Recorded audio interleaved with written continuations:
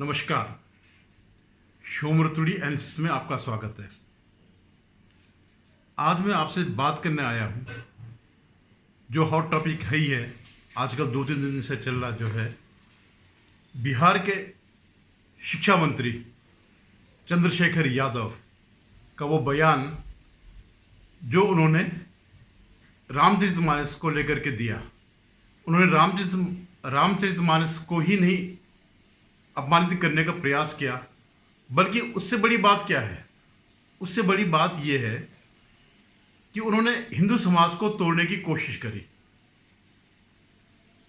क्योंकि बिहार की राजनीति ही जातिगत राजनीति है।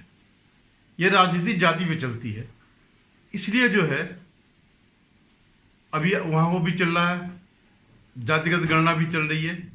तो उसको तोड़ने के लिए, इस समाज को तोड़ने के लिए जो बिहार के नेताओं का मुख्य राजनीतिक एजेंडा जो होता है, उसको लेकर के उन्होंने ये बयान दिया। उन्होंने जो है रामचरितमानस पर कहा कि इसमें ऐसी पंक्तियां हैं जो समाज में घृणा पैदा करती या किसी एक जाति के, यानी उनका मतलब था कि जो एससी समाज के लोग हैं उनके प्रति जो है ये पंक्तियां हैं। उन्होंने क्या कहा? अधम जाति में विद्या पाए, भव यथा अहि दूध पिलाए। तो उनके अंदर जो है एक घृणा है, क्योंकि वो यादव है। तो जो अनुसूचित जाति के लोग हैं, ऐसी समाज के लोग हैं, उनके प्रति घृणा है एक। तभी उन्होंने उनको बताया अधम जाति। अधम जाति कहीं भी जो है अनुसूचित जाति के लिए प्रयोग नहीं की जाती है, लेकिन वे जानते हैं कि हम इस वजह से इस तरह से भड़का करके रामचरितमानस का गलत व्याख्या करके उसको जो अनुसूचित जाति का जो समाज है उसको अपने वोट बैंक के लिए यूज कर सकते हैं। तो उसके पीछे सिर्फ उनका एक यही वो था, उद्देश्य यही है, शिक्षा देना नहीं है। अगर शिक्षा देना होता तो जो है केवल हिंदू ग्रंथ नहीं है, धार्मिक ग्रंथ और भी हैं, उस पर भी बोल के दिखाते। जितना ये हमारे हिंदू में है, अगर एक आध कहीं कुछ अगर होगा भी और धर्मों में तो इससे हजारों गुना ज़्यादा है, लेकिन वहाँ नहीं बोल सकते वो। वहाँ बोलेंगे तो सर कलम खत्म हो जाएंगे, वहाँ बोलने की हिम्मत नहीं है इनकी। तो ये क्यों इस स्थिति पे आए? जब आरजेडी ने नीतीश कुमार को तोड़ा, जनता दल यूनाइटेड को जो है बीजेपी की सरकार से तोड़ा, तो उनको ये लगा कि हम सत्ता में आ जाएंगे, हम दोनों मिलकर के भविष्य में जो है सत्ता में आ जाएंगे 2024 के लोकसभा चुनाव में। क्योंकि लोकसभा चुनाव के जो 2019 के थे, उसमें सबका सफाया हो गया था, सारे विपक्ष का। विपक्ष से केवल एक ही सांसद जीत के आया, बाकी सब बीजेपी और जेडीयू अलायंस ने जीते। तो 2024 की संभावना को देख करके वो जातिगत राजनीति को भड़काना चाह रहे हैं। लेकिन हुआ क्या? जनता दल यूनाइटेड के शामिल होने से, यानी नीतीश कुमार के शामिल होने से, उनका वोट बैंक जो है जीरो में नहीं बढ़ा। नीतीश कुमार की स्थिति जो है एक शून्य की है, अगर वो किसी से गुणा करेंगे तो शून्य हो जाएगा। आरजेडी का वोट बैंक कभी भी जो है दलित नहीं रहा, शेड्यूल कास्ट नहीं रहा, इसलिए उसको खींचने के लिए इन्होंने ये सब प्रबंध रच रहे हैं। उनको पता है कि जो हिंदू समाज है वो जाति में बंटा है, तो हम कितने भी हिंदू ग्रंथों को, हिंदुओं को गाली दे दें, कोई फर्क नहीं पड़ेगा। तो उन्होंने ये बात की। अभी जो हालिया उपचुनाव हुए हैं उसमें स्पष्ट दिख रहा है, उपचुनाव हुए या चुनाव हुए, उसमें स्पष्ट दिख रहा है कि बीजेपी वहां बढ़त पर है। पूरा महागठबंधन, महागठबंधन के जितने भी घटक दल हैं, सब मिलकर के भी बीजेपी के सामने अपनी महत्ता खो रहे हैं। 2024 में यहाँ से कुछ हासिल होने वाला नहीं है इन्हें। हालांकि बहुत से लोग बहुत से यूट्यूबर्स या समीक्षक जो एंटी बीजेपी है वो यहाँ सोच रहे हैं कि बिहार में बड़ी क्रांति आ जाएगी और जो है बिहार की जितनी भी सीटें हैं सबके सब 40-41 जितनी भी सीटें हैं सबके सब जो है विपक्ष ले जाएगा। और इसी उम्मीद पर वो बैठे हैं कि 30-40 सीट अगर कम हो जाएंगी, यानी 303 इस समय बीजेपी के पास अपनी है, इसमें 30-40 कम हो जाएंगे तो बहुमत से कुछ कम हो जाएगा। बहुमत से माने 1-2 भी अगर कम हो जाएगा तो जैसे और जगह और राज्य में होता है कि बीजेपी को अलग करने के लिए सारे के सारे इकट्ठा हो जाते हैं। ये यही स्थिति चाह रहे हैं कि किसी भी तरह 272 को जो आंकड़ा है वो कम आ जाए, वो 1-2 भी कम हो जाएगा तो जो है बीजेपी जो है विपक्ष में चली जाएगी, वो सत्ता से बाहर हो जाएगी। और वो सत्ता से बाहर हो जाएगी तो जितने भी गलत काम हो रहे थे, जितने भी भ्रष्टाचार के जो विपक्ष पे आरोप लग रहे हैं, आरोप क्या साबित हो रहे हैं, कोर्ट केस चल रहे हैं और साबित हो जाएंगे, सबूत है, पक्के सबूत है हर एक के, तो उनको फिर एक खुली छूट मिल जाएगी। जैसे यूपीए 1 और यूपीए 2 के टाइम पर हुआ था, सबको लूटने की आज़ादी थी, तो उसी लूटने की आज़ादी के लिए ये सब प्रपंच रचा जा रहा है। और क्या है कि कोई क्यों नहीं कह सकता है। अभी मैं आपको एक वीडियो डाल रहा हूं इन्हीं चंद्रशेखर यादव जी का। ये यादव जी का जो वीडियो है, जो उन्होंने दीक्षांत समारोह के बाद जो अपनी बात कही, उसमें वो वहीं पर अड़े हुए हैं कि जो मैंने कहा सही कहा। वो आप देख लीजिएगा, उसके बाद मैं फिर आता हूं आपके पास। ये जो ग्रंथ हैं नफरत को बोने वाले, एक युग में मनुस्मृति, दूसरे युग में रामचरितमानस और तीसरे युग में गुरु गोवलकर का बंच ऑफ थॉट, ये दुनिया को नफरत, हमारे देश को, समाज को नफरत में बांटती है। नफरत देश को महान नहीं बनाएगा, जब भी कभी महान बनाएगा तो मोहब्बत ही बनाएगा। 1927 में महार आंदोलन किए। इस सारे घटनाक्रम में क्या हुआ कि इस दौर में जब ये नीतीश बीजेपी को छोड़ के चले गए आरजेडी के साथ, तो चिराग पासवान वापिस आ गए और चिराग पासवान के पास अपने वोट बैंक है, इसलिए नीतीश घबराए हुए हैं। जो पिछला विधानसभा चुनाव हुआ था उसमें चिराग पासवान की वजह से नीतीश की पार्टी को बहुत बुरी हालत देखनी पड़ी।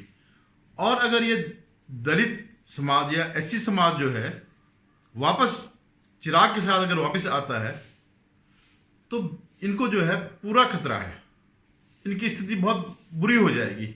जो एक महागठबंधन है, ये लोग परेशान हो गए इस बात को लेकर के। और मुझे उम्मीद है कि जो एलजेपी के जो दोनों धड़े हैं चाचा भतीजे का, ये दोनों एक हो जाएंगे और चिराग पासवान को केंद्रीय मंत्रिमंडल में जगह मिलेगी और वो उसके योग्य भी हैं, मंत्री बनने के योग्य भी हैं और अच्छा कद मिलेगा। मेरे ख्याल 1-2 दिन में ही शायद ये सब होने वाला है।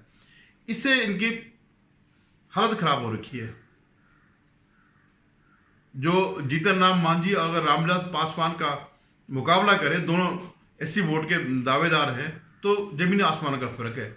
और अगर ये दोनों आ जाते हैं, चाचा भतीजे साथ आ गए, तो रामविलास पासवान जी की पूरी जो जमीन है वो सब बीजेपी तरफ आ जाएगी। और चिराग ऐसा नहीं है कि वो कोई वैसे दलबद्दू है, उन्होंने पिछले चुनाव में भी अपनी पूरी आस्था व्यक्त करी थी मोदी जी के प्रति। हालांकि मोदी जी ने या बीजेपी ने उनको उतना महत्व नहीं दिया, लेकिन उन्होंने विद्रोह नहीं किया, अपने आदमी खड़े करे, अपने उम्मीदवार खड़े करे, केवल जेडीयू के खिलाफ किए। और उन्होंने इस पूरे दौर में तब से लेकर आज तक कभी बीजेपी के खिलाफ नहीं बोला। वो तो कहते हैं कि मैं मोदी जी का हनुमान हूं। और ये बहुत बड़ी बात है, ये गेम चेंजर होने जा रहा है बिहार में।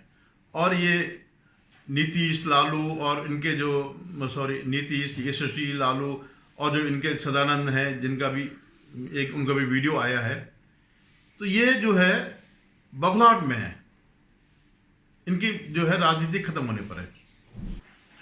अभी आपने इनका वीडियो देखा होगा और उनके चेहरे से लग रहा, हाव भाव से लग रहा है उन्हें कहीं भी दिल में कोई कष्ट नहीं हुआ या कोई क्षमा की याचना नहीं है, बल्कि वो अपने उसी जो उनका बयान था उसमें डटे हुए हैं। क्यों डटे हुए हैं? इतना सब कुछ होने के बावजूद पूरे देश में एक हल्ला मचा हुआ इस बात को लेकर के, लेकिन वो डटे हुए क्योंकि वो जानते हैं कि हिंदुओं के लिए कुछ बोल दो उनका कुछ नहीं होने वाला है, उन पे सुई की नोक तक नहीं लग सकती है, आंच नहीं आ सकती है। और सिर्फ चंद्रशेखर नहीं कहते हैं, ये चंद्रशेखर यादव जी ही नहीं कहते हैं, बल्कि सभी इस बात को लेकर के डरते हैं। आपको याद होगा वसीम रिजवी एक शिया मुसलमान थे और उनके धार्मिक नेता थे, तो वो सुप्रीम कोर्ट में गए कि कुरान में जो है 26 आयतें ऐसी हैं जो हिंसा को बढ़ावा देती है और जो बाद में जोड़ी गई। तो बजाय ये उस पर सुनवाई करने के लिए उन्होंने न केवल याचिका खारिज करी बल्कि 50,000 का जुर्माना भी लगाया। ये वही सुप्रीम कोर्ट है जो दही हांडी को करता है, उसकी ऊंचाई निर्धारित करता है, पटाखों पर बैन लगाता है, सबरीमाला केस में जो है महिलाओं को इजाज़त देता है, वहाँ पर उनके धार्मिक उसको नहीं वो करता है। ऐसे कई ऐसे मामले हैं जहाँ की हिंदुओं के उसमें तो हस्तक्षेप कर लेता, लेकिन वहाँ नहीं करता। क्यों नहीं करता? क्योंकि वो सुरक्षा, आपने कभी सुना होगा ना कवच कुंडल कर्ण के जो उनकी सुरक्षा के लिए थे, तो वो भी वरदान मांगते हैं कि हमारी जान बची रहे, हमारे परिवार की जान बची रहे। तो इस तरह के फैसले दे करके एक सुरक्षा कवच कुंडल वो मांगते हैं। जैसे आपने नुपुर शर्मा के केस में देखा होगा, नुपुर शर्मा के केस में जो 2 जज थे, सूर्यकांत और पारदीवाला, तो उन्होंने नुपुर शर्मा को ही डांटा। उन्होंने उस बात पे कतई नहीं वो जिक्र किया कि नुपुर शर्मा ने किस बात पर उन्होंने प्रतिक्रिया दी। वो उनकी था कि वो, क्योंकि वो हिंदुओं के बारे में कहा गया तो उन्हें कोई फर्क नहीं पड़ता, लेकिन उसका जवाब क्यों दिया, तो इस पे वो बरस गए। और इस कदर बरसे कि जो नुपुर शर्मा की जो हत्या की सरतन से जुदा करने का जो माहौल बन रहा था, जो अभियान चल रहा था, उस पर उन्होंने पुष्टि कर दी। और उससे जो है, अगर आप उस दौर के मीडिया को देखें तो सारे के सारे सिर्फ इसी बात को चर्चा कर रहे थे कि हाँ, सुप्रीम कोर्ट ने भी यही कहा। हालांकि बाद में वो टिप्पणी हटा दी गई है, लेकिन ये एक भय है, सबके मन में एक भय है। आपने देखा होगा कमलेश तिवारी की हत्या हुई थी, कई साल बाद हुई थी, तो जो जुडिशरी हो या जो ज्ञानी हो या जितने भी लोग हैं जो अपने को सेकुलर बताते हैं, वो एक पक्षी है। उनका सेकुलरिज्म सिर्फ हिंदुओं को, हिंदू ग्रंथों को अपमानित करने तक का है। आप ये देखिए, सीए में जो है हिंदुओं के खिलाफ कितना नारेबाजी हुई कि इनको मार दो, इनको जमीन पे गाड़ दो, ब्राह्मणों को गाड़ दो, जमीन पे गाड़ दो। तब सुप्रीम कोर्ट ने बिल्कुल नहीं जागा, सो मोटो और ये कुछ भी नहीं।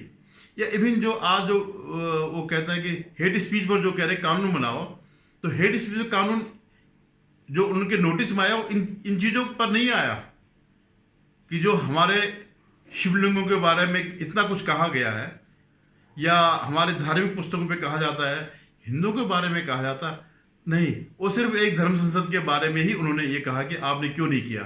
उन्होंने एक भी सुप्रीम कोर्ट ने कोई इंस्टांस कोड नहीं किया कि ये सब हुआ है, ये सब हो रहा है, वहां पे वो नहीं लेंगे, क्योंकि उनको भी सुरक्षा कवच कुंडल चाहिए। इसीलिए जो है ये सब वो किया। अब नीतीश की मजबूरी ये है कि 10 लाख की तो उन्होंने यशस्वी यादव ने जो है पहले 10 लाख नौकरी का वादे किया तो 20 करोड़ कर दिया। चवन्नी इनके पास नहीं है देने के लिए, एक नौकरी नहीं है देने के लिए। और जो अभी जो छात्र मांग रहे हैं उनको उन्होंने कूट के रख दिया। और नीतीश जी कहते हैं हाँ अच्छा, मुझे तो पता नहीं है कहाँ हुआ, क्या हुआ। जैसे उन्होंने चंद्रशेखर वाले मामले में, चंद्रशेखर यादव वाले मामले में ये कहा। तो मेरा कहने का मतलब ये है कि ये परंपरा पहले से चली आ रही है। जो आजादी के बाद जब भारत स्वतंत्र हुआ, उसके बाद से जो लेफ्ट लिबरल गैंग था, जिसको कांग्रेस का संरक्षण प्राप्त था, उसने धीरे धीरे करके मीडिया के थ्रू हर जगह जा करके हिंदुओं को जो है अपमानित करने का वो किया, अभियान चलाया, और वो आज तक चल रहा है। तो ये प्रक्रिया लगातार होती रहती है और इसका एक ही वो है, एक ही प्रतिकार है। आप तो जो हिंदू हैं वो तो हथियार नहीं उठा सकते और ना उठाना चाहिए, ना वो इसका प्रतिकार और रूप में कर सकते हैं जिस रूप में कि ये लोग करते हैं। तो एक ही है, आप वोट दीजिए, उन पार्टियों को किनारे कर दीजिए जो जातिवाद करते हैं, जो एंटी हिंदू हैं। उसके अलावा और कोई दूसरा रास्ता नहीं है। 2024 नजदीक आने वाला है और इसमें पूरी शक्तियां बीजेपी को हटाने पे लगी रहेंगी और उनका बीजेपी से संबंध नहीं है। बीजेपी से ज्यादा संबंध ये है कि हिंदुओं का प्रवर्तन हो, इसलिए ये सब जो है चल रहा है। तो आप देखते रहिए आगे आगे क्या होगा। ये नोटंकी बहुत चलेगी अभी और राष्ट्रीय और अंतर्राष्ट्रीय स्तर पर भी चलेगी। उत्तर रूस की जो भी है, ये जो औरंगजेब की मानस पुत्री है, ये सब जो है इसमें कूद जाएंगे। न्यूयॉर्क टाइम्स हो गया, जितने भी जॉर्ज सोरेस के जो फंडेड वो है या बिल गेट्स के फंडेड ऑर्गेनाइजेशन है, सब इसमें आ जाएंगे। धन्यवाद। अगर आपको मेरा वीडियो पसंद आया तो इसे लाइक करेगा, शेयर करिएगा और सब्सक्राइब जरूर करेगा। धन्यवाद।